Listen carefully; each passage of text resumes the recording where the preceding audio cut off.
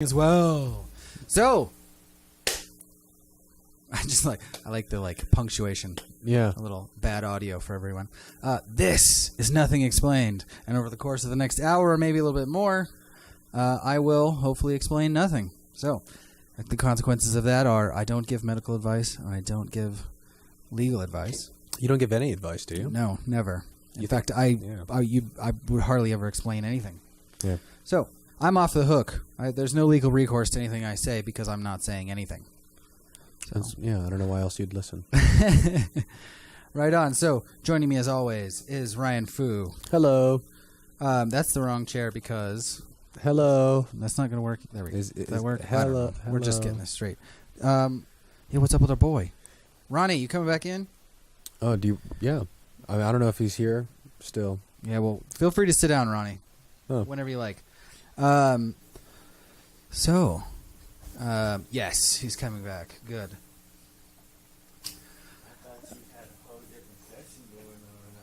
It is a whole different session. Now people can see through my camera Ronnie, and now he's going to sit down, switch to the third camera. Excellent. Now. So this is episode 2. We are in the second hour, which means it's Nothing Explained, as I have already not explained. Yeah. Joining me currently live on screen is Ryan Foo. Hello. Our Twitter handles are at the bottom, and I am at Nothing Explained. That's with an X, no E, Explained. Mm-hmm. Ryan's Ilfuminati, and our guest for the week, of course, is Ronnie, the Apprentice of Peace. Peace. So 2 weeks ago when we were together, I was like, well, we're definitely not podcasting next week because I am out the door. I'm going to Joshua Tree for Contact in the Desert. Which was so exciting to hear. Yeah, so I'm going to do that in the middle, but kind of what I did last week, which was really fun, and I'm stoked to talk about. But the consequences of that was like, you guys want to talk about aliens? Yeah, let's fucking talk about aliens. So, We're talking about aliens. Here we go. I don't know if I quite am. I don't understand the gravity of what I've asked for when I said, Samson, definitely let's do aliens. I think it's gonna be. I'm ready though. And I'm ready. I mean, it's out there. The information's out there. You can decide whether or not you want. So I'm just gonna cover the basics and kind of some of the fun stuff, and then my personal experience and lights in the sky. Yeah. But anyway, so in terms of let's fucking talk about aliens, right? So the first piece of the puzzle for me is Fermi's paradox, which is a product of the Drake equation. So the Drake equation is, an attempt to mathematically predict the chances of other life in the universe. And basically it is okay, so how many stars are there in a galaxy and how many galaxies are there? And how much time has that been around? And in our experience, how much time has it taken for life to occur here on Earth? And what would happen if we apply that model elsewhere in the universe? So, in essence, the amount of time that it took for life to appear on Earth, and even if you factor in all the way up to intelligent life, us, here at the end of this experience called Earth so far, where it's at right now, if you take all of that stuff, the amount of time it took for life and intelligent life to appear relative to the size and length of, time, age of the cosmos, it's pretty much a blink of an eye. Yeah. Humans, as intelligent species on the Earth, are a blink of an eye relative to the Earth, and life on Earth is a blink of an eye relative to the Earth the itself is a blink of an eye. Yeah, and then the Earth's experience relative to the cosmos is a blink of an eye. It is extremely, unimaginably big and unimaginably old, and it's actually probably twice as old as the current estimates of 4.8. I think is the current estimate. Well, there are certain parts we can't see all of the years universe. Old. So yeah, and the other part of that is that what we can see, the observable universe, is growing with orders of magnitude with new technology, and they basically have just doubled the amount of sky they could see and doubled the amount of galaxies they could see in each piece of sky. So you have a double recently. So your point is that aliens are pretty likely to exist mathematically? Not pretty likely. It's inevitable. Okay. And that's why it's a paradox, because it's inevitable. And he was doing this in the 60s, and the numbers they were using was missing a bunch of zeros compared to how many zeros, how big it is. So now we have basically the number of planets that they're suggesting could hold life. So the number of stars has doubled in recent history, and the number of planets around those stars that could potentially support life have doubled. So you have essentially an infinite situation where It's 100% possible if they exist at all. When you look out into the reality that you experience, and you do the math, it's 100% possible, I'll get into why I think it's like way even more likely than that. But the chances that it hasn't happened is literally zero. Okay, and I would say especially like it's a slightly far out there thing. But the situation is like the idea has been around since the 60s when we couldn't even see that much of the universe, that it would seem inevitable. So why haven't we had any contact with them? And the idea that we haven't had any contact with them is ridiculous. So that's where that breaks down. You're of the belief that we are already in contact with aliens. Yeah, and I would go as far as to say that it would be very I could stun people into silence, detractors, because very powerful, very famous people, and the number of whistleblowers and things, the amount of evidence that's stacked up. There's a preponderance of evidence, to quote a recent video. Preponderance. That's an interesting. Yeah. So when you look at the universe, what are the chances that life exists? It's dramatic. Like it's undeniable. When you look at the evidence for does life in the universe exist, it is undeniable. So we just have to examine I'll cover some of the tidbits on that, but I also want to talk about I say it's inevitable, so why isn't that the everyday experience? Why aren't there just aliens walking around amongst us? Which there probably are. I want to start with aliens. Right into it. This X-Files. Yeah. Deep in the X-Files, Men in Black shit. We're going right to it. I want to start with the Arecibo message, and those of you watching on YouTube can see the Arecibo telescope, which is the biggest telescope in the world because it was built into a mountain. Beautiful. It's a beautiful shot. Which is kind of, that's an interesting. Well, that actually could probably your nozzle could turn a little bit. I wonder how much of a because you can point a dish. That's one point of a satellite dish is pointing it. But this is built into a mountain, so the piece of sky you're looking at is chosen by Earth and not by the person in charge of the telescope. So, anyway, let's move the mouse. When we, I actually don't know the date. We'll see that. You want to expand this so that our users can see the whole thing? Oh, that's what's going. They can see this. Okay. So we sent out a binary message with the Arecibo telescope. How did it send it out? It beeps, blasts. Okay. On, sound off, wave. on, off, on. Morse code kind. Yeah, basically ones and zeros. And you can see it here. This is the beeping, and I honestly don't know if it was left to right like this, or left to right individually, or in sections, or whatever. But either way, it was a beep on, and what the message they sent was this: all of you have your black squares as no beeping, and then the beep. So here you have your numbers. Our most typical number system that we use.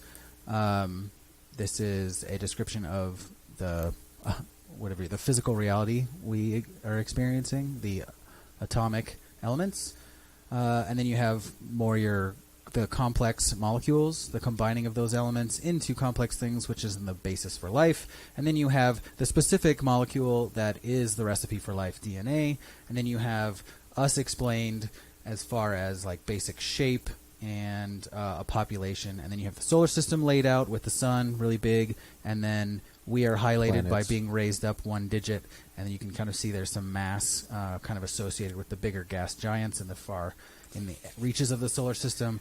And then you have the method of communication. This was sent using the Arecibo dish, and this is apparently to scale of some sort. I, of course, have not done the math.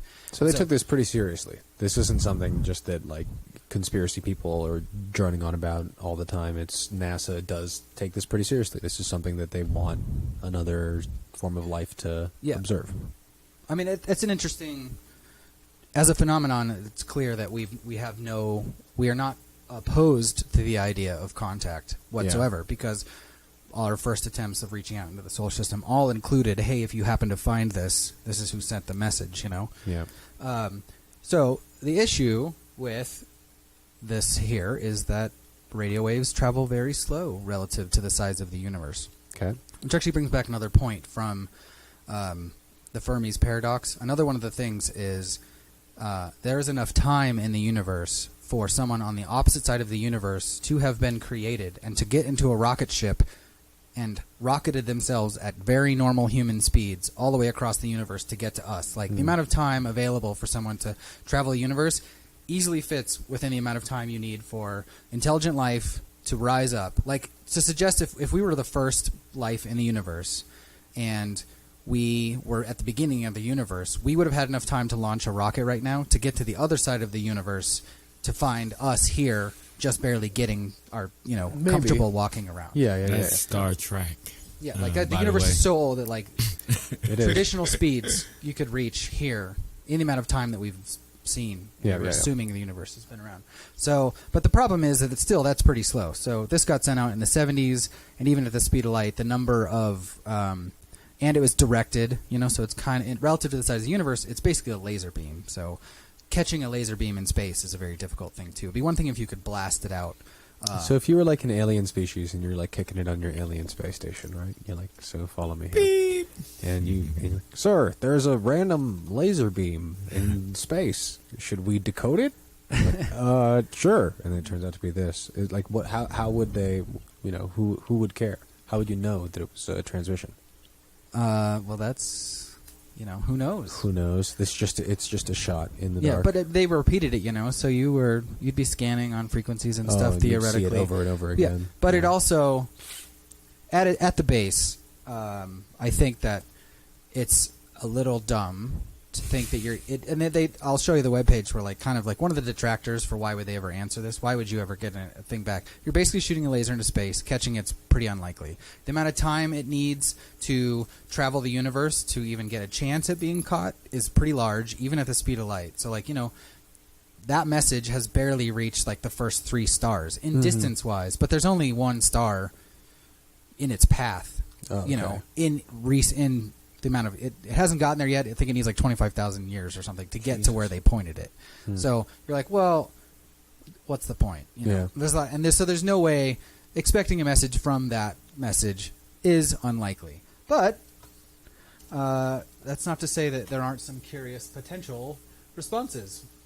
So this is a crop circle that appeared, I believe, in 1991, and the one I'll show in a second was the year before that. But they both appeared outside this radio telescope, and they were purport to show, we have that face. Here's a zoom in for everyone watching. What would be generally like probably what they look like would be the presumption. This is something. And then you have right here is they sent back. They responded. That's funny as fuck. In the same format. And I'll go back over here. You can see it in the field. So this is their response. This is hilarious to me. Yeah. And so they have a different DNA structure. They have a big head relative to their body. They show this is their planetary system here. They have an interesting kind of like maybe probably a binary star. That's a star is the assumption, and they live on both of those because they're popped up, essentially. They come from their 3. And then what else? Looks like they have a slightly different atomic weight and some of that stuff. Anyway, so... But they have the same number system. Yeah, and then down here at the bottom, they have described their antenna. Well, the interesting thing here is that a year later, on that same day, this appears, which appears to be a zoomed-in version of that antenna. So I'll get to that in a second. So here we are, like, looking at... Oops, wrong screen. Wow. Okay, so that's an interesting... So everyone's like, what fucking nerd climbed out into... Did all this shit. Yeah. That's where my mind's going. Yeah, what nerd was like, I'm going to fucking fuck with these motherfuckers, and I'm going to go out into this field, and I'm going to draw some... I'm going to elevate the conspiracy. They would have to have done it perfectly, though. I mean, look at the geometry on that. Yeah, so do you know anything about crop circles? Do you know, like... No, I don't know. Okay, so everyone's like, oh yeah, whatever, that's debunked. And that's, the kind of the general approach...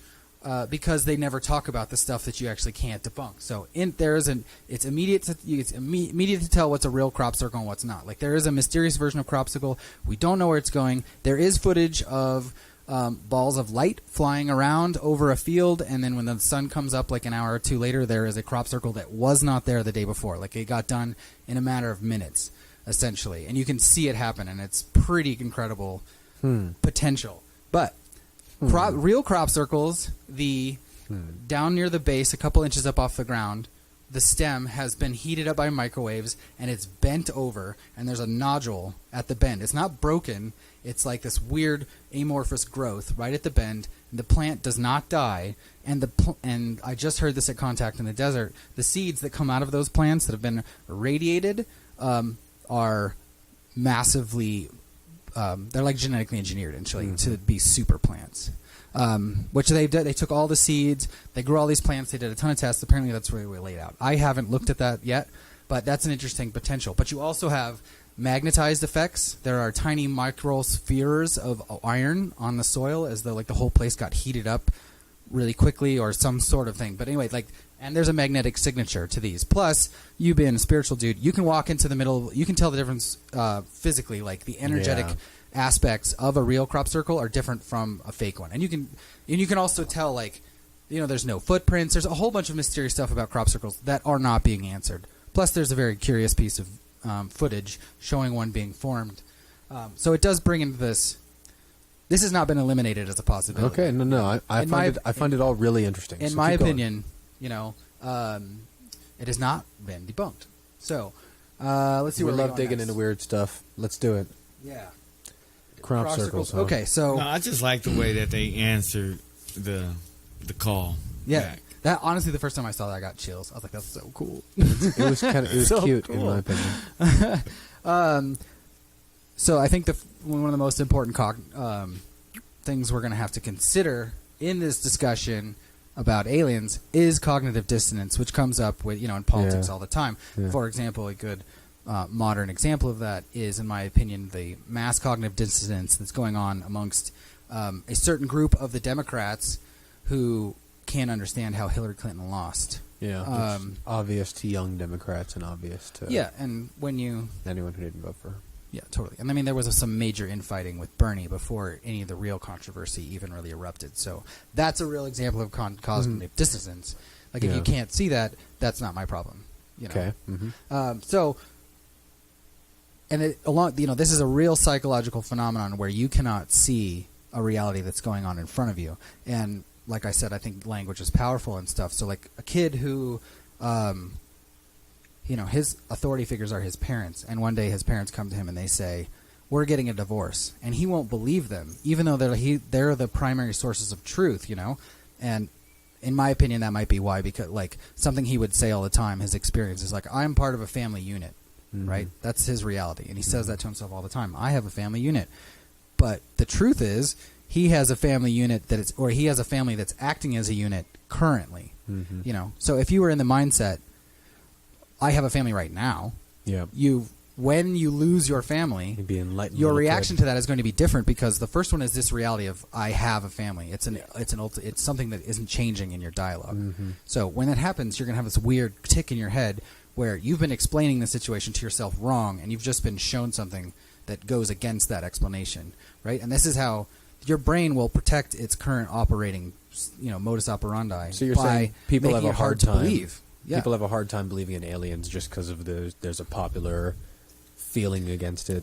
Popular social built into your day-to-day life is the assumption that this doesn't happen. Obviously, right? I think that exists in a lot of things. Like, most people have deep cognitive dissonance in knowing that their phones were, at least the batteries in their phones, were mined by slaves. Yeah. That's pretty much guaranteed. So, you have Fermi. Fermi is sitting every time you touch the phone, you don't think that, right? Yeah. Even if you know it, every time you pick up the phone, even though I've told you now, you're going to pick up your phone, you're going to use it like normal. So cognitive dissonance doesn't always kick in like it seems like it should. Yeah, totally. So we could say that Fermi would be at some conference, right? And he's talking about his paradox of like, well, statistically speaking, life should be inevitable. So why don't we have any contact with aliens? And someone could stand up in the back of the auditorium and be like, "I've had contact with aliens," and he would be like, "Whatever," because that's part of his brain. He's not even going to be like, "Oh, really? Yeah. Interesting. We should talk. Like, I should iron that out."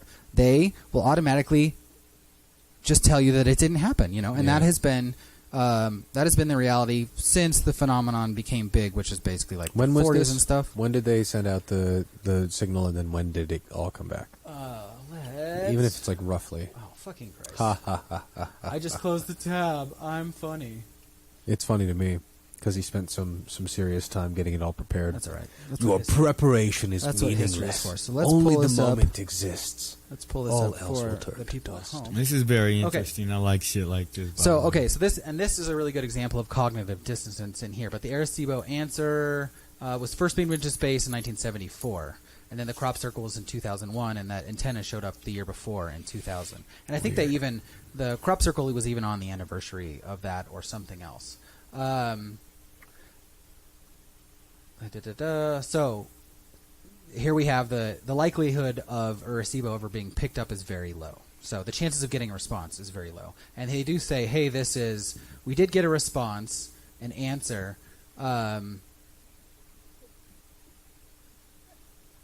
So why wouldn't they send back a message via radio instead of coming here and messing up some farmer's crops at night and then sneaking away? See, that's like right here you have this bias written into the words. Yeah, they're trying to discredit it by being whatever. Yeah, let's take a look at the actual info. Yeah, I'm with you.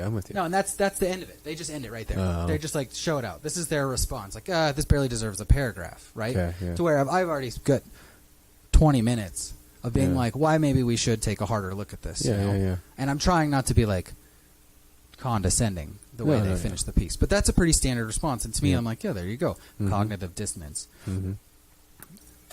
So, let's see here. Where do we go? All right, so the next point there is that, paradigm shifts, things that like dramatically change the world, do not happen from the top down, ever. It's always grassroots. Yeah. So anyone who's expecting a paradigm-shifting announcement of life on other planets is not going to come from the higher-ups. Or if it does come from the higher-ups, it will be very late in the game. And even tomorrow would be very late in the game. Because if the president got on TV tomorrow and said, hey, we have contact, whatever, or we've had contact, or like he's going to say we had contact, people are immediately going to run to the internet and like start searching, and they're going to find a vast, vast amount of information. And they're going to be like, wait, this stuff has been here this whole time, and I didn't even know? Like, why wasn't this on TV? A good example of that, the guy that I went to contact in the desert to go see, James Gilland, runs the ESETI Ranch. He's had every major TV company out to film UFOs in the sky, and all of them have gotten groundbreaking footage, which would radically change people's perceptions. But they don't air it, didn't air it. Yeah. Of course, yeah. They did air a little segment. We went out there, and they might have showed, like, a light kind of like streaking across the sky, but they don't show any of the zigzags. They don't show, like, giant lights that light up the whole valley, none of that stuff. Or like, lights coming in and out of the mountain, which is why they're all over up there. So, but we'll get into that in a little bit. Okay, so paradigm shifts never come from the top; they always come from the bottom up. And so, what are we looking at as far as paradigm shifts currently? And I would argue that we're looking at all of them, which is basically a paradigm shift anyway. Like everything we possibly imagine is currently in the process of shift, including archaeology, ancient aliens, and its tie-in. Anyone who's studying religion is seeing major tie-ins across all disciplines, and every indigenous people on this planet has a creation story that includes people from the sky, which is basically like, we read the people from the sky story, and we're like, well, that never happens, so that must be a myth. So the idea that people have come from the sky is a myth automatically to the vast majority of people. So they're not even open to the potential. So as soon as you're open to the potential, you can then look back and be like, well, how long has this been going on? And you can walk up to any like major elder in any tribe and be like, do you ever talk to sky people? And they'll be like, yeah, all the time. Yeah, there's definitely some relation there. Yeah. So I feel like that was a pretty good foundation. So I went to Contact in the Desert to join a bunch of weird people who are totally open to this idea. Nice. And how does it feel to be around people that are just totally down for this shit? And it was amazing. I had such a good time. Look at this guy. Everyone was so open. It was like I had a bunch of discussions about left, right, A and B, and and there was never any negativity attached to any sort of disagreement. And everyone you came up to and met, you were immediately 100 times friendlier than anybody else, because you knew that they were there to be at this open-minded conference, right? So you had this expectation that they were open-minded, and so they were. Yeah, and you were there. You want to talk about it. You probably, like me, I have zero interpersonal relationships with people who are into this subject the way I'm into this subject. Yeah. So for me, it was like pure geek out. Like Good. I was like an anime nerd who'd never met another anime nerd. Basically. That's really good. Yeah. That's So really I good. had a great time. Everyone I met was so warm and inviting. And the other part of it too is that the the idea of UFOs and aliens has been around for a long time, and there's a large contingent Yoho? of people. What? Yoho? What's yoho? What's that? Was it something in aliens? What'd you say? Oh, the idea of aliens. and Okay, what else? I've been around. It's been around for a really long time. Okay, So yep. all of these people, it's an old shirt for them. They've been into it for a while, and That's so hilarious. so like people What's who are the just average age of people who are at the... well, I did hear somebody say that the average age dropped a lot this year. Like the millennials showed up in force. Like Okay. most of the kids I worked with in the kitchen, because I volunteered in the kitchen, which Yeah. is like a part of a little fun story too. There was a lot of youngsters. Good. I made really cool contacts with a couple of young guys who I wanted to kind of bring one into the podcast and remote in and stuff, but I unfortunately didn't get to testing out of the technological aspects. But that will probably happen soon. I'll probably do a little side thing with him this week just Fun. to kind of test it out and have a chat. But yeah, it was super young. But there's definitely they probably only made up like 10, 12, 13% of the crowd, I would say, and everybody else seemed quite a bit older than me. So, Okay. but it was really well mixed. The panels, there wasn't a lot of ethnicity, but there was quite a bit of ethnicity in the crowd, which I was excited to see. Good. What else? Where were we at? Where were we at on that? Well, anyway, I drove to California and I volunteered in the kitchen. Most of my day was working for these two really awesome ladies. The one chef was a vegan chef in Bisbee, Arizona, and she brought in her friend who's also a chef in Hawaii, and they both have just awesome catering super lives, like the one Nice. just surfs and caters, and for she's got a couple contracts with TV shows being filmed in Hawaii, so they living on Easy Street as far as all that goes. Yeah. Really awesome people. Worked with some really awesome people, and then the main reason I went there was to meet James Gilland, who runs the East City Ranch, and he's a really connected person, which takes me back. So the old shirt of UFOs, like aliens exist, this idea that aliens exist, that's an old shirt to all of us in the community, right? So the kind of new happening thing is this tie-in with consciousness. Yeah, the and spiritual aspect to aliens. Yeah, and the realization that across the board, the vast majority of contact experiences that everyone's having, abductions or entities entering your dreams that feel more real than than waking life, all of these things all have two things in common. They're telling them that they need to convince their government to release free energy technologies, and they're telling them that they need to inquire within, inner seeking and quiet the mind, that kind of meditative experience. Those are the two things that you're getting across the board from everyone. Yeah. And so that brings in this, the other emerging science of multidimensional situations. And no one is discounting the idea that we could be basically there could be an infinite number of Earths all sitting in essentially the same place but just slightly out of phase from each other. And that does actually seem to be the case. You also have discussions about how time works and the potential for every time you make any sort of decision, another dimensional reality is spawned, where you have one dimensional reality being the yes and the other dimensional reality being the no. Yeah. And then the consequences of that one decision, i.e. the butterfly flaps its wings in China and you have a hurricane in Florida type of thing. Any of those things can spawn out into an infinite number of lives. I think it's a really interesting theory. I've only ever experienced one moment, so I have no way of telling how else dimensions could work or whatnot. But I will say, spiritually, the moment is the most powerful thing that I've ever had contact with. So it feels like there's one of them to me, and it's the moment. It's this one all-pervading, constantly changing and dying but ever-living thing that's it got its own unique signature. But the theory that they're all separate ones that come together is also how I experience that one moment. That's what opportunities are and potential and all that. So yeah, that's all very interesting to me. How does that tie into aliens dimensionally? Okay, well, the big thing is that a lot of contact experience is happening as an extra-dimensional phenomenon from beings and experiences who are saying, I'm from a different dimension. Mm-hmm. So one random story, one of the most popular, well-known channels on the internet is this guy Daryl Anka channeling Bashar, Mm-hmm. and Bashar says that he is. I like that guy. And that's the whole thing. Like, listen to all the crazy stuff you want. You're going to get some great advice from all those people. Yeah, great advice. If you are really, really, really not sure about aliens, again, I don't know where I sit still, but go and look at some of Bashar stuff, because it's he doesn't have to be an alien to be saying some shit that you're like, that's good advice. Yeah, and even if he's fake, if he's faking it, it's a cool thing that he's faking. It's a cool acting thing that he's choosing to do, because he changes into a different person. It's a method acting, if it's acting, that kind of thing. And then the being that he's channeling, whether it is acting or an actual being, is a very interesting situation. Yeah. And you do get some interesting tie-ins across the board. Like when you watch a bunch of channels, you see interesting things that they all have in common. So they all went to the same channeling school, if you want to look at it like that. But but anyway, Bashar is from like 350 years in our future, and he is they are vibrating 2 levels up in the 6th dimension. So the consequences, their karma. Does that make us in 4? What does that? No, we're 3D. We're 3D. Yeah. So you jump up 1, and then time doesn't really have the consequences it does here, and then you jump up, and from there. But it's like the next one up is basically like you get to see a lot more. The potential is like, oh wow, this really is an unlimited reality. The chance, it's a lot easier to tap into something that might convince you that we are all one. And then that kind 6 of thing. is what, all actually being one.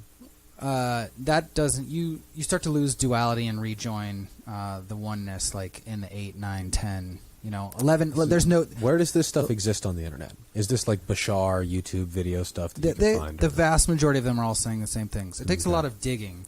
I wish I had a graphic from James, likes the electromagnetic spectrum, and he's like, this is where at these vibratory rates, like if you're vibrating at this rate, there a consciousness that vibrates in this frequency is this particular set of realities.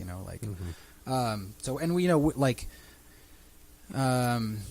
from the bottom up, energy goes from matter to light to consciousness, essentially. Like there's like 4 or 5 levels, but the whole point of this is that the contact experience that's being reported worldwide is not limited. In fact, the vast majority of it is the second rather than the latter of little green men and ships coming down and leaving, pad prints in the field or even crop circles. The vast majority of contact experience is happening as an extra dimensional phenomenon, and like a large percentage of it, well, a huge, like the vast majority of it is happening in your sleep, mostly unconsciously. But the people who are consciousness to it all have very interesting stories, which all have some very interesting tie-ins, like coincidences, maybe, things that they all have in common. And you're like, why would they have that in common? If it wasn't some sort of mass experience. But nonetheless, you're also having this extra-dimensional experience with an entity who's telling you, we are extra dimensional, There's a couple UFO researchers. There's one guy, I think is it Philip? His last name's D'Souza, former FBI guy, and his take is that all of the physical evidence is faked. Like there are no physical aliens. It's all interdimensional interaction, which is it's an interesting take to have. But I mean, it makes sense to me as somebody who believes in the metaphor and the story of aliens, whether aliens exist in any sense or not. That would make sense to me. I know there are studies from people who did LSD and are sitting in chairs back in the 70s and the 60s when it was legal for psychiatrists to use, who would have alien encounters and abductions sitting in a chair. So that's very interesting, and I know that the mind is capable of creating it. The mind does create your entire reality. Oh yeah, completely, all the time. The question then comes down to: is the mind in your head? Or is the mind in your head? Who is whose head? Yeah, exactly. Yeah, that's where it really gets down to. Yeah, I'm thinking too hard. At least I think I am. Don't do that. At least I think, therefore I am. Don't do that. I am, and sometimes I think. So, nonetheless, the new age of UFO phenomenon now includes the New Age. Yeah, it does. I've noticed that a lot more. It's in a lot of different communities that I've met. Yeah. So there's a preponderance of interesting situations, interesting experiences that people worldwide are having, and they all carry a very common theme. And at the core of that common theme is, get one with yourself and one as a culture. Which would include the path to peace, and sharing our stuff. Yeah, It seems to be the two things, right? Be excellent to each other. Yeah. Well, So I'm going it to... sounds like something that any third grader that did a school project on humanity should figure out. You know? It's not that hard, really, right? No, it's not. Be nice to each other. Share our stuff. I call it the golden rule. Everybody calls it the golden rule. Yeah, we all know it. Treat everybody the way you want to be treated. Yeah, but doing it, that's a pretty hard one. Okay, so... let's see if there's anything... Do I want to do that first? Well, anyway, so let's talk about Contact in the Desert a little bit more. Sure, yeah. Tell us about your experiences. So there were... The people who were there, the speakers, did the whole range of like purely physical evidence, scientific, how the crafts work, allegedly, and physical contact experiences, to the completely like yogi zen, quiet your mind, and we will, you can get to a point where you can talk to these entities. I like kind that of thing. stuff. Yeah, so there was everything that was there, and I specifically went to see James Gilliland because he runs a ranch, which gives you the best possible chance to go see a UFO. As many as 20 a night is very common. There's been nights with 250. Yeah, I could pull up a couple of videos too. We'll do that at the end. Please do that. There's one with a ship breaking up and them chasing each other around. Like it looks like they're having fun. Like it looks like what you would do if you got an UFO. You'd be like, let's see what this guy can do. And you look at these lights dancing in the sky, and you're like, they're having so much fun. Damn. But anyway, so the whole was there, and I was there to see James, and he covers the gamut very well because he's had every kind of experience, including Bigfoot, by the way. He has one that lives on his ranch, and he sees it constantly. And like a bunch of people who've been to his ranch have seen it. Like 7 or 8 people have apparently the Bigfoot. He's really playful. Everyone has when you start getting positive Bigfoot experience. Well, that's the whole thing. That's why Bigfoot. That's why most people Bigfoot and aliens. Oh, I should go back to like why aren't we having contact like on a physical basis? Like that is kind of important for people. Yeah, but that comes into the spiritual thing, so we'll get into that in a second. But Bigfoot is on that level. Apparently, he's super playful, and he loves scaring the crap out of people. So, like, if you're looking the other direction, he will come running up at you and come to a skidding stop within, like, 10 feet of you. And, like, you hear him coming, and you look, and you're like, oh, shit. He and just gets a kick And then out once of he sees the look on your face, he just, like, he whips around and books out. So, but James says he's tall enough he can tap on the second story, and he taps on his bedroom wall a lot. Like, hey, wake up, dude, wake up. But anyway, supposedly Bigfoot is interdimensional. Like they can phase in and phase out. They can raise their level of consciousness to a point, which is something other people wouldn't experience. Yeah, which is something that many yogis over the ages have all claimed to do, and even travel. I've seen some pretty interesting evidence of that happening.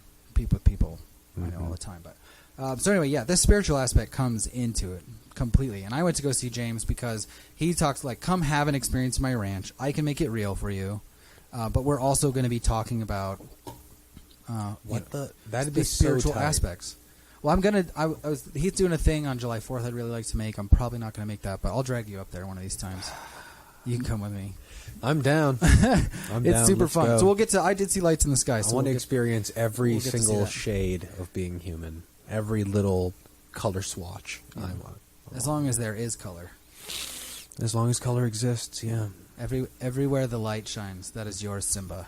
Thanks. Just don't go into the darkness. It's too late.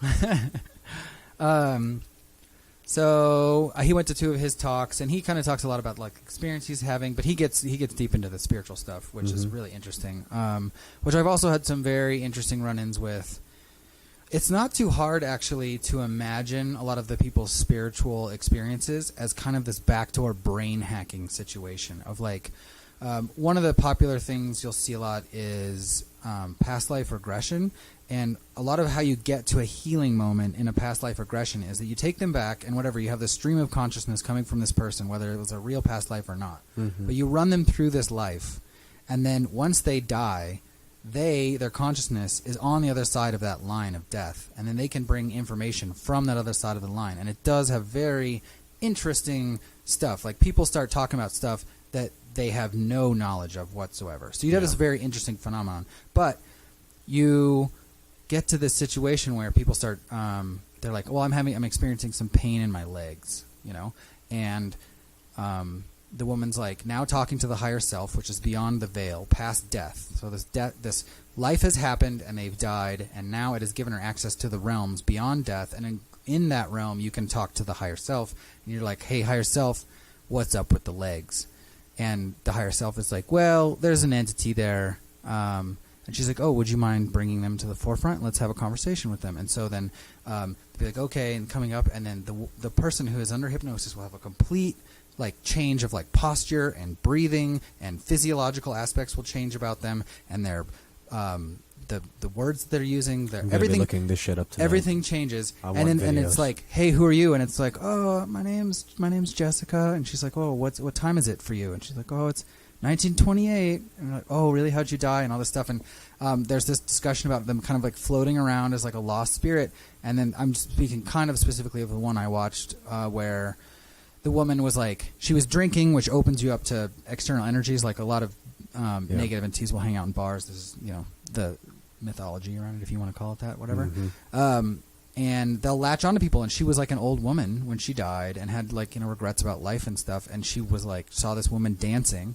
And I was like, "Oh, I want young legs." And so she inhabited this woman's body and took over her legs, sort of, but just became this pain in her legs. And you can look at it as a real phenomenon, something that's actually happening, or you can look at it this crazy brain hacking situation where you go deep in the brain with this like backdoor, back access key, and you identify things that you don't want, you attach a personality to them, and then you have a conversation and you negotiate them leaving, which includes the person who's doing the hypnosis bringing in their higher guides and bringing in the higher guides and the higher self from the person under hypnosis and saying, "Please take this entity and guide it into the light." And she's talking to the old woman who wants young legs, and she's like, "You can have even better legs if you go to the light." This kind of thing. So they're like guided out of the person, and they have amazing transformational situations.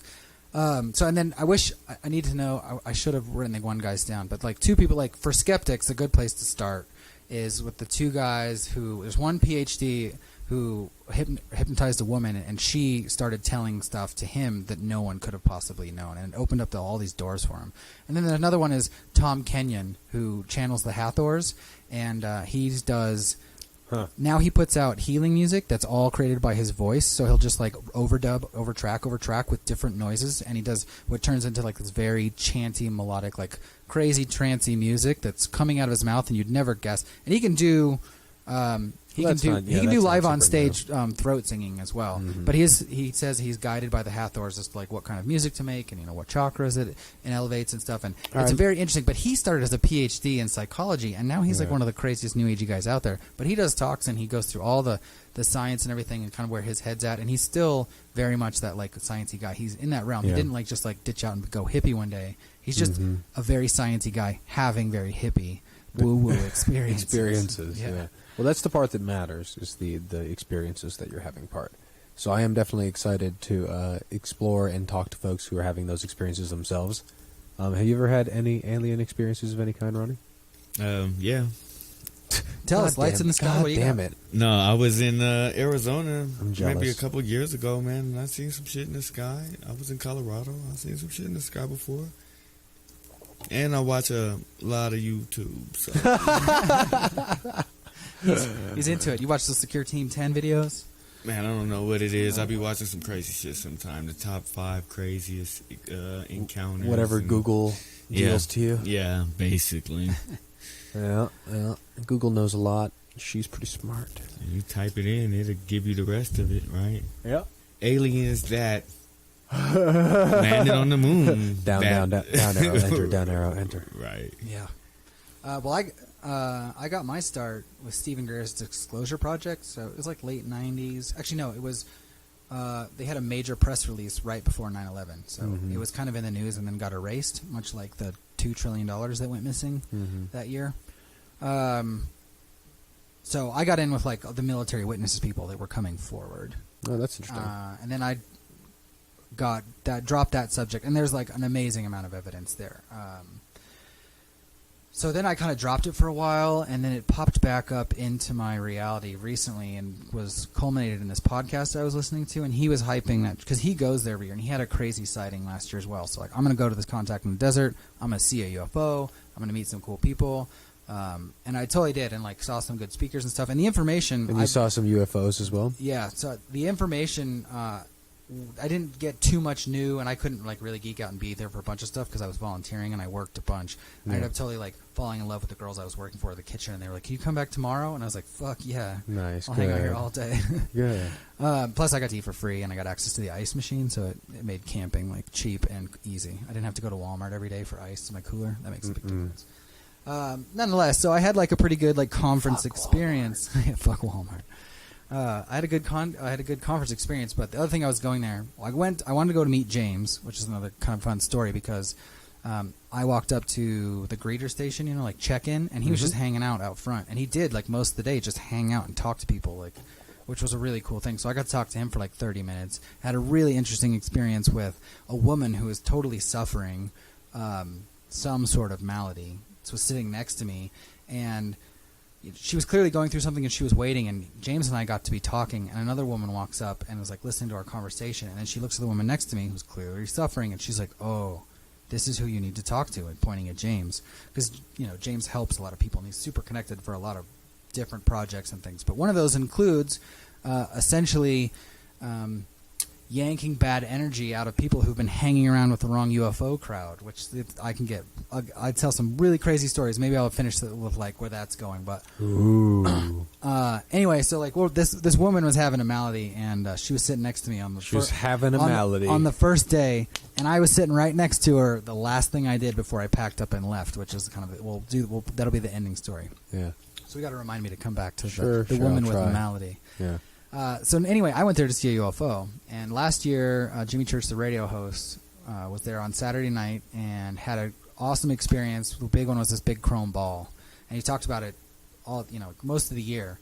And so I was like, well, I'm going to be there. So I volunteered to work for them, and I ended up running the line. So I was kind of like away from the edge of the bluff. It wasn't like out in the middle of nowhere. It's basically right in the middle of the campground and the festivities, but anyway, I was like, I'm going to hang out there all night, so I volunteered, so I didn't have to, so I had permission to be there, behind the scenes or whatever, which I ended up just being in the public anyway, because I was in charge of the people coming up and who wanted to actually pay to look through the goggles. It was only $5, and you can go through as many times as you want. But night vision goggles you're talking about? Yeah, the next new generation ones, like $4,000 pieces of equipment. That amplify light 50,000 times. So there's a whole bunch more stuff going on in the sky. Based on that experience, I learned that the vast majority of like UFO, like if you want to go UFO hunting, one, you should be, and everybody's saying this, like you should be the more centered and vibratory higher level that you're on, the better chance of you having an experience, and then so that increases the chance that you're going to see something. But most of the stuff you're going to see is something that looks like a satellite, and it's moving across the sky like a normal satellite would, just a blip of light moving in a steady state, and you're watching it, and you're watching it, and you're asking it like consciously, because they're operating, their ships run, they're controlled by thought, so they can interface with thought. That's totally a normal thing, especially at the higher dimensional aspects. It's totally normal. Totally normal. And so they can sense your intentions, and if you're like, hey man, do something cool, do a loop-de-loop, sweet jump, a lot of times you'll get a response. So that's trippy. Yeah, and you'll get like a power up, so they won't change any movement, but it'll just get really bright for a second, like whong, or you'll get a zigzag, or you'll get like a shoot off into space, or a combination of the two. But those are like the most common ones, and it all just looks like a satellite, and you just like ask very nicely, hey, do something. Interesting. Yeah. And so Jimmy Church rolls up, and he busts up through the line, grabs the microphone from the woman who's running the show, and grabs a pair of binoculars, and he's just kind of like orchestrating the crowd and stuff. And so what's happening is anytime anybody sees anything moving, they point a laser at it. So everyone who's there can see what they're looking at, and everyone moves. They're like, oh, let's go see what's going on right here. Oh, that's cool. So there was a couple things that had happened before Jimmy showed up, but when Jimmy showed up, shit just went through the roof. So all the people who were looking through goggles while he was up there, so he was like, I saw about 15 crazy things. And at least 3 times while I was there, they're all like, oh my God, that's amazing. And I'm looking, and I'm not seeing anything where they're looking. So it was dim enough that you could only see it in the goggles. But 3 times, what they saw, I could see with the naked eye. And the first one, which I remember the best because it was the first time, and I was like, oh my God, I'm seeing a UFO. But is we're just tracking a satellite across the sky, and it's arced like 3/4 of the sky, so like a good minute and a half has already gone by, and I'm just like staring at it, and I'm looking at it, and all of a sudden it kind of looks like it's slowing down. I'm like, is it slowing down? Is that just me? And then it kind of looks like it speeds back up. I was like, oh my god, it looks like it speeds back up, but it was really subtle, and I was like, is this happening? Is something happening? Oh my god, you know, because it's in my head. It's in my head, and it does that a couple of times, like slow down, speed up, slow down. But I'm like, I don't know if this is real, and then it stops. It just fucking stops. And I'm like, holy shit, it stopped. And then it starts moving again, and then it changed course. And it got a different angle, just like, whoo. And I was like, whoa, it just changed angle. And then it stopped again, and then it was like, wiggy, wiggy, and disappeared out. A little zigzag, and, wow. then, like, faded out. And I was like, oh my god, that was real.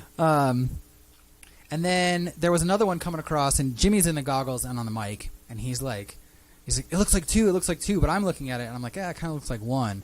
And then it splits out into like 3 or 4, and he's like, oh my god, it's like 4 or 5 objects. And it's like, it's split up. Is everyone seeing this? Can someone please give me some confirmation that I'm seeing this, you know? And I'm watching it with naked eye, and I'm like, that definitely just split up. And then it did a little wiggle zag and disappeared out.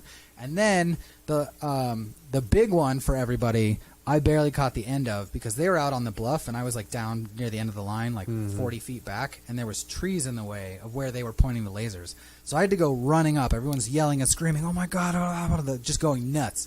And I go running up, and I look around the tree just in time to see this bright green light flash 3 times, and then bounce out.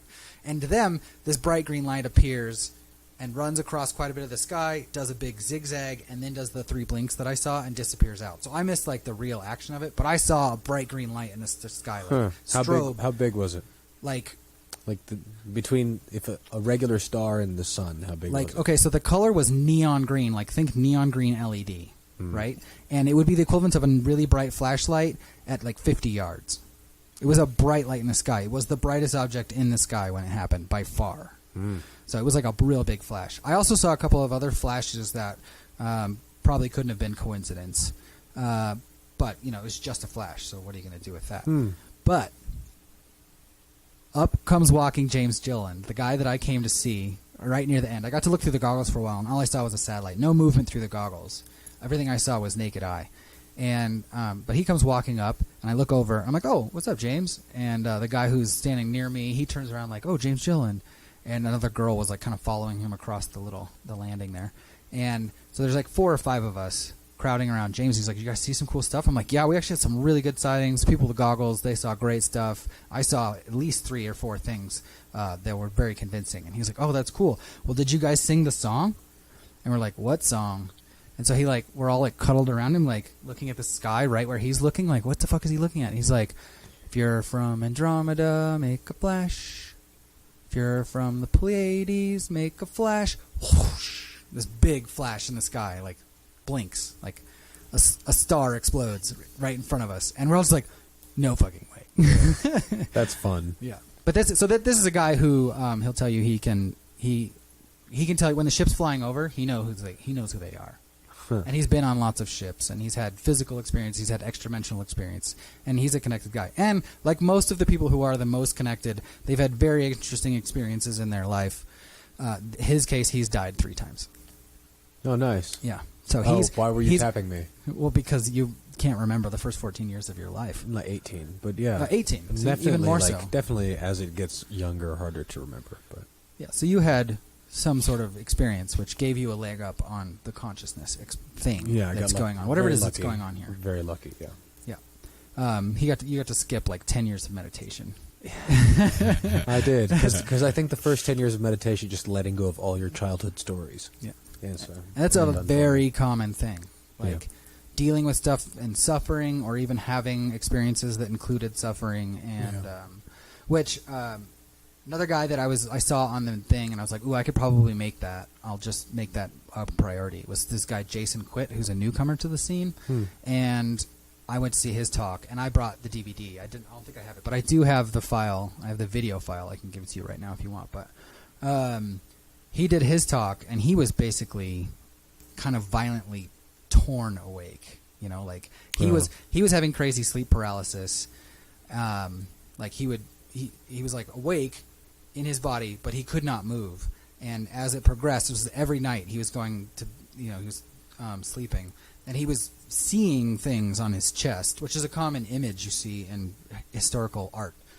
He saw things sitting on his chest, but interestingly, he started to feel like he was a separate body trapped in his own body. Like his body became a coffin, and he felt himself inside of his body, so night after night he would like wake up frozen in place in a complete terror, trapped in his body, and like he would just like violently shake, and this went on for a really long time until he finally was violently shaking so that he shook himself out of his own body and had like his first out-of-body experience.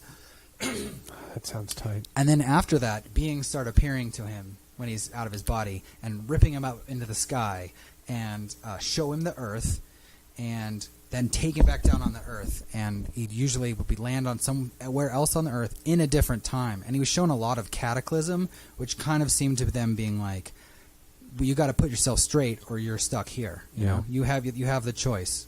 As Earthlings, as an individual, assumably, you have the choice of what it is you're going to do. And as part of that experience, him growing, he then learned how to open up holes. This is all, while he's asleep, traveling as an astral body. Open up holes, travel between dimensions, go anywhere in the universe, talk to anybody who wants to. And a big part of this was he had some teachers who seemed to be integrally linked, like potentially the gods of Egypt, and he grew up with major physical problems. He was like, he couldn't eat anything. And doctors were like, you're healthy as a horse. We have no idea what your problem was. And ended up solving all of his problems with these teachings he was getting while he was asleep. And one of them included this ancient system of Yigong, basically, of postures. And that included, I don't know if you've ever seen the stone rods. If you look at the figures of Osiris and stuff, they're holding stone rods. And he was like, oh, I've seen those. So he went to like a spiritual fair and he got a couple, and it totally amplified the effects he was having of his postures. And he was like, I would go looking for a posture, and I would feel like it would hit a point in my body. And at this point, he could already feel all of his energy centers, and he could feel energy flowing through him. He knew all of his, all the points on his body. So he was like feeling the effect he was having, and then something would like light up with pain, and then he would basically just like work through the pain, and he cured all of his illness issues. Everything has like gone away, and he's written a book on like this ancient postures of power is what it's called. It's in the mail, so I'm looking forward to seeing that. But anyway, he has the most far out experience I think I've ever heard from someone who like came out the other side, like an enlightened being. So it's what they call the wounded shaman archetype, which is the most powerful shaman, seemingly. Nice. But anyway, so that was a cool little side note. And then to finish it up, the last thing I did was go to James Gillen's intensive. So it was basically 4 hours of sitting in a room with him, and the last bit was they do essentially a meditative space, but he is bringing extra-dimensional entities into the room, and anyone who is highly sensitive can see all this stuff happening. Like he can see them standing there. I can't see shit. I'm not that kind of. I believe with no proof. That's my karma, apparently. Maybe someday I'll get there. But nonetheless, I had some interesting kind of like trippy experiences.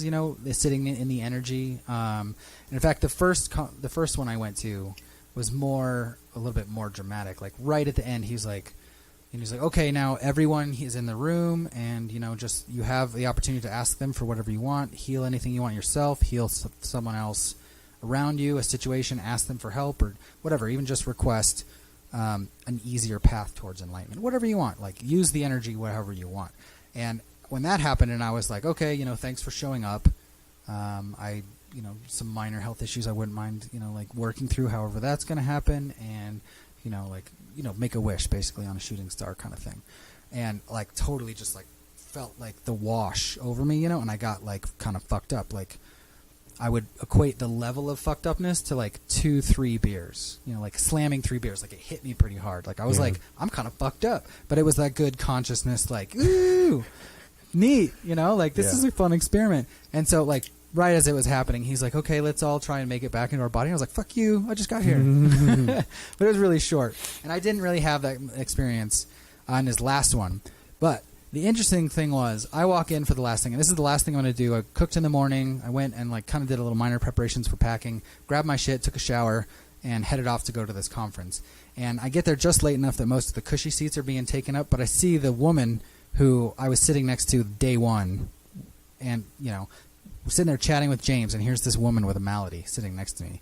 And when I first saw her, she just looked like one of those people who was just troubled a little bit. But now she's like sitting in her chair with her hands over her ears, and like she's got a pillow in her lap, and she's like clearly having issues, you know, and like it's one of the only seats in the room, and I'm like, okay, I guess I'm just going to go sit next to the girl having issues, right? Yeah, and I was like, it's an interesting mental space to be into, right? Because, you know, I come from a very extreme scientific kind of background, you know, and I'm exploring all this non-scientific woo-woo, right? And I'm sitting next to this girl, and I'm like, what could this girl potentially do to me with, like, whatever issue she's having? She's probably, like, is she blasting out her issue, or is she dealing completely internally? Or me as a person who is, for the most part, positive across the board, you know, like, I don't know what kind of field I'm putting out there, but I'm going to assume it's pretty decent. Would it be helpful for me to sit next to her? But nonetheless, I started this whole long weekend sitting next to this woman. So I'm about to finish this whole long weekend sitting next to this woman. It's a good omen. Yeah, it's a very interesting omen too. But when the whole thing started, she had no idea who this guy was. She'd gotten in with a bad crowd, and she was like, well, I'm not having like issues with like entities. I'm just having issues with people I need to solve. So she got into some sort of argument or something with this other encampment of UFO types. But now she was clearly having what would be described as like an entity thing. And a couple of people came up to her, and they checked in on her, and they knew that she'd already had some conversations and stuff. And she didn't talk much for a while, but when the conversations kind of started up, it was interesting that she was dealing with a thing, but it wasn't affecting her ability to be personable and to like laugh at jokes and stuff. But she was like rubbing her hands together and then putting them over her ears. Like she was like, I don't know, some sort of energy she was coming from her hands was like canceling out something in her head. And, you know, she was like, I'm packing my shit and I'm going up to the ranch. Because the ranch, they've had a bunch of people with spontaneous healing situations because it's an energy vortex. Like one guy, some astrophysicist showed up with a broken hand, and he'd broken it 3 days before, and he left and he was fine. Like it was all gone. So they have quite a few of those stories. So she's like, I'm going there. But it was this really interesting thing. To like be like, oh, I'm starting and finishing on the exact same foot. And so at that point, like checked everything off the list. I'd had a great time. I met some awesome people, made some cool contacts, and I go home, I pack up, and I jump in the car, and I swear to God, I've never been more depressed than I was. Just sad. This place. Yeah, I'm not a depressed, sad person, and I was definitely just like, I felt heavy. I was like, oh God, I don't want to leave. That was like so much fun. So much fun. It was like it was definitely my Super Bowl. You know what I'm saying? Like that was as cool as it gets. That's awesome. Yeah. Where are we at? We just passed an hour. We're not ready. We need time for tacos between the next. What time are your friends showing up? Like 5. They're going to probably show up within the next like 45 minutes. Okay. So, are they going to get tacos? I don't think they're going to get tacos with us because I'm hungry. So I want tacos let's finish up the alien thing. Sure.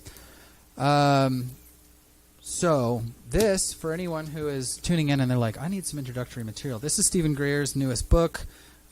Basically, it's all the information. It is the screenplay that they wrote that they then cut down to 1/10 to turn into the movie, Unacknowledged, and it is the base. You know, it is the most credible military whistleblowers and quotes from, you know, amazing people. Like, if you want to blow your mind, go look up Ben Rich, the guy who used to run Lockheed Skunk Works, the Black Project division at Lockheed, you know, the classified division of Lockheed. Yeah. He says everything, you know, he's like, we have the technology to take ET home, and if you can imagine it, we have already done it. You know, like there's like 4 or 5 speeches where he was essentially in a public forum, and he said, yeah, everything you can imagine, already done. So, there's tons of other information. And then, like, the other half of it for me is, this is David Wilcock, who's a major UFO researcher. He's, like, one of the biggest names in UFOs. But this is the Ascension Mysteries, and this is basically, like, him being like, there's a shit ton of crazy science out there that no one's talking about, including, like, there's dudes walking around and they have no brains. You know, like, they just have, like, a skull full of fluid and minor amount of brain things in their head, and they're totally normal. One guy's going to MIT. He has no brain. What? But there are multiple of these cases, you know. So and then you have all the studies of dogs being psychic, you know. So like, I don't know if you've seen that, but they did a study with dogs because there was like, you know, when you're coming home and the dog's waiting for you, you know, everyone's like, God, it just seems like he knows, and so they're like, well, let's see if they know. So they set up this study to where they were trying to fake out the dog as to when the owner was going to come home. So they'd have a very routine thing, like every weekday I get off of work at 5:30, I go home, I stop, I get a coffee or whatever. I have a beer happy hour or whatever, and then I head home. So you do the same thing over and over and over again as normal, and then you try and switch up the routine and try and trick the dog. And so then there's a person controlling the study, and they're telling the people, like, okay, so the person doesn't know when they're going to go home. The person running the study is telling the person, get up, go home. Mm-hmm. And then they're also observing the dog on a webcam. So they're like, they tell the person, they're like, okay, you're not going home, but get up from your desk like normal and go do this. And then they're observing the dog. And the moment that that person had made the decision that I'm going home, or was told that they were going home, the dog would get up off the couch and run to the front door. And it didn't matter if the person was like 30 minutes from home, an hour from home, 5 seconds from home. The dog always knew, and it was impossible to trick the dog as to when the owner was coming home. Then there's studies on parrots, because parrots have a little bit of speech ability, right? So they found like the parrots in the cause with the biggest vocabularies, and they were showing the owner different images, and then they were trying to get the bird to say something that was statistically significant. So if you had like a red boat, you'd want the bird to say red or boat. And like 75% of the time, the birds who were succeeding, the most amount were like nailing it 75% of the time. And there's lots of so then there's also some interesting studies on like you can measure an electrical response in plants. Like you hook up like a little EKG meter to a plant. They respond to music and stuff. Yeah, and you can change their environment, and you can get a measurable response. And one of those responses is if you threaten the plant mentally. Like if you think about hurting the plant, like I'm going to chop that plant down. The plant has a measurable spike, like almost, if you're looking at it, it would become convincingly like a yell, like, ah, somebody's trying to kill me. Yeah. So they had this measurable response. It was, they're 100% of the time it was happening, and they're like, okay, this is the thing that happens. Yeah. So let's see what happens when we try and do this over distance. And they had someone on the other side of the globe who was told, like, think about killing this plant. Yeah, at a specific time, and we're all timed in with the atomic clock, so there's no fucking that up. And the plant was registering a response from the human on the other side of the planet in real time with no delay, faster than the speed of light. That's very interesting. There's also some very interesting stuff talking about. That's in this book, the Ascension Mysteries. He's got 3 books that are kind of a trilogy, like everything you need to know about the universe. If you're open minded and you want to like get out there, this is a really good start. As those 3 books, right down the rabbit hole. Let's go. So, and he also talks about there's new stuff showing that you can transfer DNA information using a laser and water. He focuses on a lot of the stuff about they took test tubes and they sterilized the material beyond repair. Like they took it to as hot as they could get without changing molecular issues. Like so, a completely sanitary test tube, and then they hooked up electrodes to it, and life would just form. Like, it doesn't do anything with no electricity hooked up, but you hook up electricity to it, and it forms, like, almost immediately. Like, interesting, like, not quite life, but things that are mimicking life. And you have really interesting stuff going on there. And so he lays out this really impressive case to this general idea that the universe's prime directive is life and consciousness. And so not only do we have the inevitability of Fermi's paradox in that life, there's been enough time and space, and even with random chance, in a bad day, that there should be life, populating the universe. And then you take this information, and you can basically assume that your chances of having life are through the roof, skyrocketing. And then you talk to all these whistleblowers, contactees, everyone across the board, and you're basically being told that 1/5 of all habitable planets have life on them, and a large percentage of them have intelligent life because there's been intelligent life traveling the stars for millennia already. And that exists on every level of existence, every dimensional existence. And once you get above us, you don't need a ship. You can use your astral body. You become your astral body. That's your normal body. Right. So you can go anywhere you want in the universe, anytime, anything. All those things start to dissolve away. Yeah. Very interesting. Well, I'm excited. Philosophy I'm familiar with. Yeah. Yeah, that's something that like ancient martial arts and ancient scripture have talked about for a long time. Yeah, it's some of the oldest knowledge we have. Yeah. And there's really cool stuff coming. The electric universe is coming up that's tying in a whole bunch of, like, not only is it possible to travel faster than the speed of light, but that the universe is a much different place and much more energetic than we ever assumed. That's bringing in the science that's showing that there are all these energy filaments that are connecting major bodies across vast astronomical distances. Yeah. And then you have the UFO people who are saying, those threads of the universe are what we travel on. It's the fastest way to travel from place to place is on these intergalactic highways and all this stuff. So I'll finish up with getting back to Fermi's paradox. Why don't we see them? Well, number one, we are seeing them. So if you want to argue whether or not we are, let's go through it, because I would love to see the look on someone's face when we get done with a 4-day symposium on every piece of evidence that's out there. Because you only need one thing to be true. I could show you a million things, and only one of them needs to be true for it to be true. Right. So that creates an interesting situation. And I think people don't have any idea that there is so much evidence because they turn on the TV, and the assumption is, well, if there was evidence, the TV would show it to me. And that's obviously not how the TV works. And the closest thing you're going to get to that is Ancient Aliens, which isn't very sanitized, but they're also dealing with this kind of it's esoteric. It's in the past. Remember when the aliens used to come? It's not like aliens are here. It's like, remember when the aliens were here? And it does some interesting stuff. It explains. It doesn't have to be aliens. It explains the transfer of technology stuff. But it does explain very quickly the rise and fall of civilizations. Not exactly. The falls seem to be environmental, and the rises seem to be inexplicable, like stone tools and metal tools and farming and all these things just show up out of nowhere, for some reason.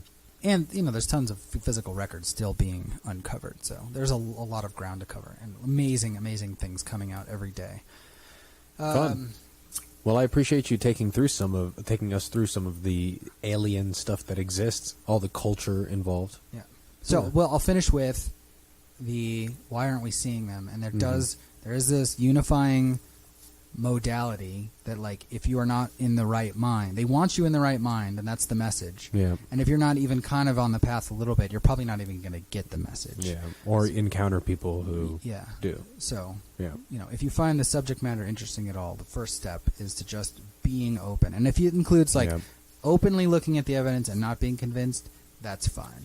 Yeah, that's fine. That will result in a better world. Well, I know I'm going to look at more of this stuff. Some of the stuff you talked about, I'm very interested in. Yeah. So. Well, you're gonna freak out when you see this. Oh, actually, let's finish with a good story.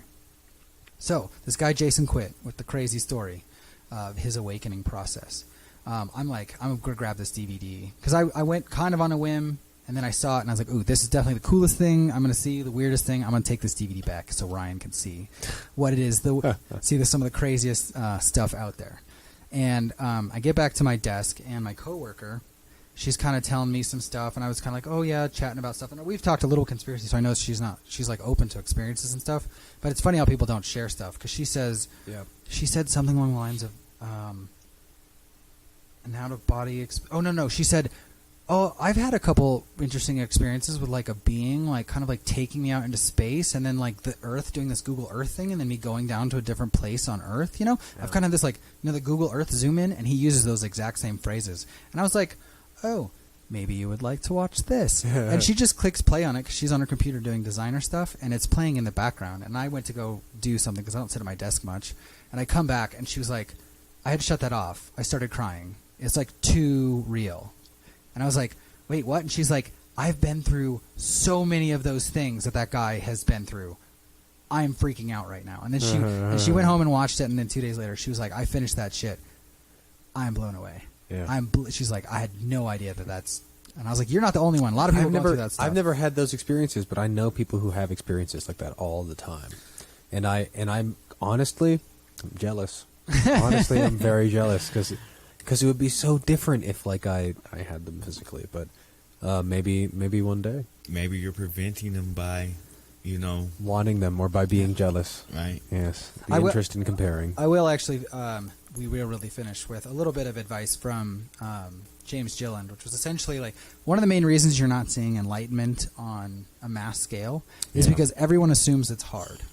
Yeah. And the secret to him being enlightened is easy. Mm-hmm. And his advice for first was to sit on the end of your chair with your balls of feet touching the ground, with your heels off the ground, so you're kind of in an active, steady state, and you hold your beach ball, and you just sit like this. And this posture is very welcoming to the universe energy. It lines you up with the field, whatever, and then you just experience it, and eventually you'll begin to feel energy flowing in your body and between your hands and stuff. But he's like, that's all you need. Just do this 20 minutes a day. That's all you need. So 20 minutes a day. Yeah, I'll probably throw in a little mantra in there, because my brain is. I need to shut my brain up too. Yes. You have to let it talk if it's still talking to you. What, the brain? Yeah, that's the only way to get the brain to be quiet. See, that doesn't seem to work for me because all it has done is talk. Yes, it's capable of listening, too. Well, you have to be quiet to listen. Yeah. I would say you have to listen to be quiet. Well, let's all be quiet. So, this has been Nothing Explained. If I've done my job, I haven't explained a goddamn thing. Did a great job. I am Steve Sampson. Everybody calls me Samson. You can find me on Twitter. My handles are on screen if you're watching this. Nothing Explained with an X. Over here, we have Ryan Foo at IlFuminati. And, of course, our guest for the week. Over here. You were number 2? What up? That's Ronnie. Peace. And he's the apprentice of peace. So, we'll catch you on the flip side. And for those of you tuning into the We Are Denver podcast collective, coming up is... I'll let Ryan do that. That is going to be Boom Bap Tricks. They are streaming to various services, but it's a comedian and a local poet, activist, hip-hop guy who does awesome stuff called Il7. I don't know if he'd define himself as an activist, but he does great work in the community. So... stick around for that. This will be fun stuff. Big ups to the Ghost House. Thank you. Yes, thank you, Ghost everything House. that's happening. You're doing great stuff. And come and check out the studio if you're looking for a good studio in Denver. Look how pretty this is. The Ghost House dope. Denver. The we Ghost do House we do Denver. this live stream Twitch. By the way, if you ever wanted to watch us live, we'll probably expand how that goes. But Indeed. all right, y'all. We'll catch you next time. Thank you very much for tuning in. Yeah. Peace.